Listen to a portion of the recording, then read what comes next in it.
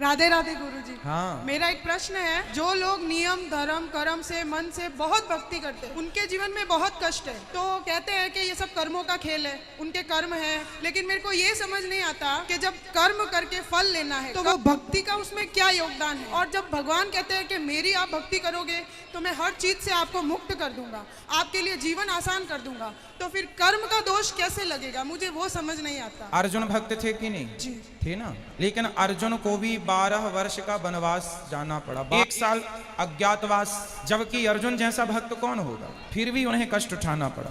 भगवान राम तो स्वयं भगवान थे, 14 साल का कष्ट। माता सीता तो साक्षात लक्ष्मी थी, फिर भी दर दर की ठोकर जंगल में लकड़ियां काट काट के बच्चों का लव कुश का लालन पालन किया।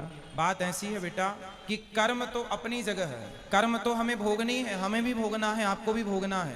भक्ति इसलिए नहीं की जाती कि भगवान हमें पैसे वाला बना दें, भगवान हमें धन धान्य से भर दें। भक्ति का मतलब पैसा पाना नहीं। अरे भगवान की भक्ति आपको जो देगी, कोई कर्म में इतनी ताकत नहीं है कि आपको वो दे सके। विभीषण को लंका का राजा बना दिया, क्या विभीषण का कोई ऐसा कर्म उसे राजा बना सकता था? कर्म अच्छे करता था फिर भी लातें खाता था, रावण लात मार के निकालता था, उसके कर्म का भी उसे दंड मिला। पर भगवान की भक्ति जो की, उस भक्ति का भी फल, कर्मों का फल यदि मिलता है तो भक्ति का फल भी मिलता है, थोड़ा सा देर है। भगवान कर्मों के फल को नहीं देखते कि तुमने भक्ति हमारी कितनी की। जब भक्त शरण में चला जाता है तो भगवान भूल जाते हैं कि कितना बड़ा पापी और पतित है, उठा करके राज सिंहासन पर बिठा देते हैं। गलती हम लोगों की है कि हम उम्मीद क्या करते हैं, हे भगवान हम तुम्हारे इतने बड़े भक्त हैं, तुमने हमें बेटा भी नहीं दिया। हे भगवान तुम्हारे हम इतने बड़े भक्त हैं, हमारा पति नहीं सुनता, बेटा नहीं सुनता। भगवान की भक्ति का मतलब ये नहीं कि तुम्हारा बेटा सुने, तुम्हारी बेटी सुने, तुम्हारा घर बन जाए।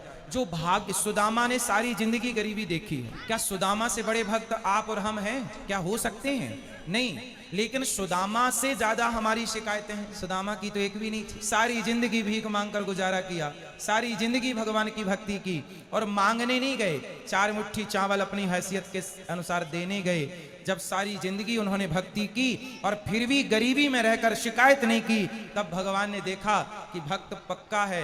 50 रुपए का घड़ा जो खरीदती हो ना मेरी बहन, उस घड़े को भी कुम्हार हफ्ते भर पकाता है, भट्टे में महीनों तक पकता है वो, तब जाके वो लाल होता है। माटी पक जाती है तो लाल हो गया। अरे घड़े को भी पकने के लिए आग में उसे डालना पड़ता है। तो भगवान जब अपने भक्त को पकाएंगे तो थोड़ा तो दुखों की आग में तपाएंगे कि देखें कितना कच्चा कितना पक्का।